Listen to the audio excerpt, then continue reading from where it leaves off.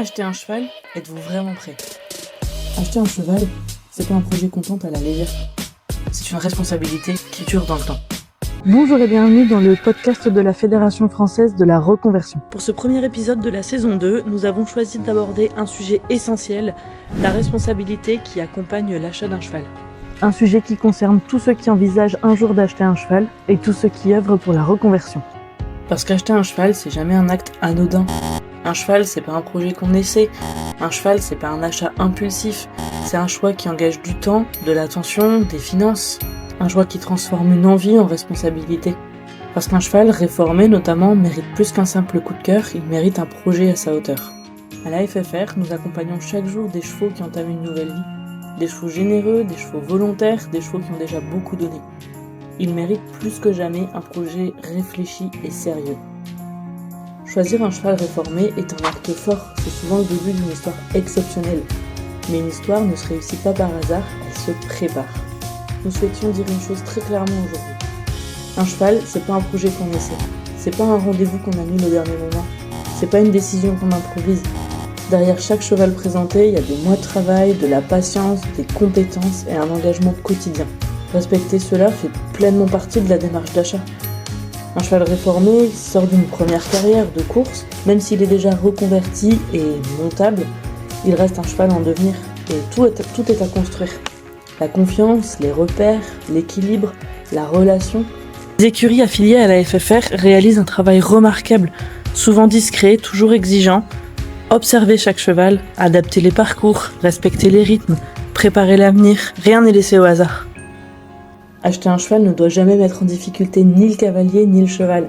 C'est pourquoi une question doit toujours précéder l'achat. Suis-je réellement prêt? Prêt à investir du temps? Prêt à apprendre? Prêt à être accompagné? Prêt à patienter? Et bien sûr, prêt à assumer le budget réel. Pas seulement celui de l'achat, mais aussi tout ce qui suit. La pension, les soins, le matériel, le suivi, le coaching. Tout ça fait partie du projet.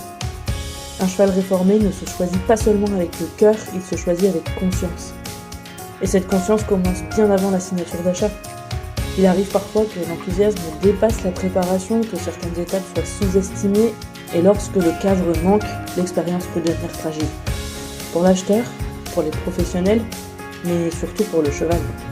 Notre responsabilité, c'est aussi de rappeler que la reconversion appelle l'engagement, le respect et la lucidité. Car lorsque toutes les conditions sont réunies, un cheval réformé peut devenir bien plus qu'un partenaire, il peut devenir vraiment le cheval d'une vie. Acheter un cheval, c'est pas seulement réaliser un rêve, c'est accepter de devenir responsable d'une histoire de vie. Et lorsque ce projet est réfléchi, préparé, accompagné, alors là naissent les véritables belles histoires. Des histoires qui font la différence pour le cheval et pour ceux qui les accompagnent. Et c'est exactement ce que nous allons découvrir aujourd'hui avec Dune et Kinshasa, ambassadrice de la Fédération française de la reconversion. Bonjour à tous, donc moi c'est Dune et elle c'est Kinshasa Dancer, une trotteuse de 5 ans avec laquelle je fais principalement du dressage.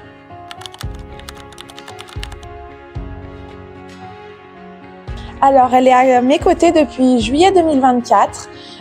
Je suis tombée sur une annonce d'un autre cheval initialement dans une écurie qui réformait les trotteurs. Donc je suis allée voir ce cheval et en arrivant je suis tombée sur Kinshasa qui était dans le même pré. Et j'avoue que j'ai eu un petit coup de cœur. Donc j'en ai discuté avec les gérants des écuries de réforme qui m'ont dit que pour l'instant elle n'était pas à vendre parce qu'elle n'était pas encore reconvertie. Mais j'ai vraiment eu un coup de cœur et du coup ils ont accepté de me la vendre avant de l'avoir reconvertie et débourrée à la selle. Et donc c'est comme ça que notre histoire a commencé.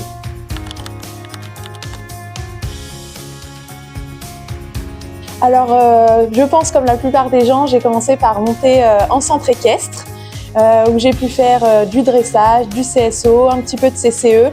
Et puis au fur et à mesure des années, j'ai eu envie de devenir propriétaire. Donc à la fin de mes études, j'ai décidé que j'allais m'acheter un cheval. J'avais aucune expérience dans les réformés. Je suis allée essayer différents types de chevaux, dont des réformés, des chevaux pas encore débourrés, des selles français. Et du coup, j'ai acheté Kinshasa Dancer, donc qui est en fait mon premier cheval réformé. J'en avais jamais monté avant et c'est une très chouette expérience.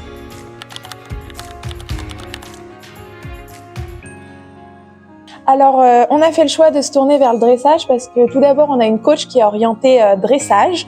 Donc forcément, c'est la discipline qu'on a choisie. Et aussi parce que Kinshasa est débourrée depuis seulement 1 an, elle est jeune. Et pour nous, c'est aussi la base du travail. Ça commence par le dressage pour après aussi, pourquoi pas, faire à long terme du CSO ou du CCE. Mais on a choisi de construire de bonnes bases avant et donc on a choisi le dressage pour ça. Et pour les compétitions, ça fait seulement un peu plus d'1 an que Kinshasa est à mes côtés.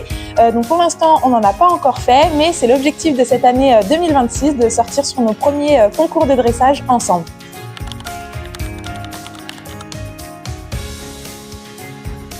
Donc en devenant ambassadrice de la Fédération française de la reconversion, avec Kinshasa, on a envie de véhiculer une image positive des chevaux réformés, de montrer que ce sont des chevaux polyvalents qui peuvent tout faire, même du dressage pour un trotteur, parce que c'est vrai que ça peut sembler un peu particulier, mais c'est possible.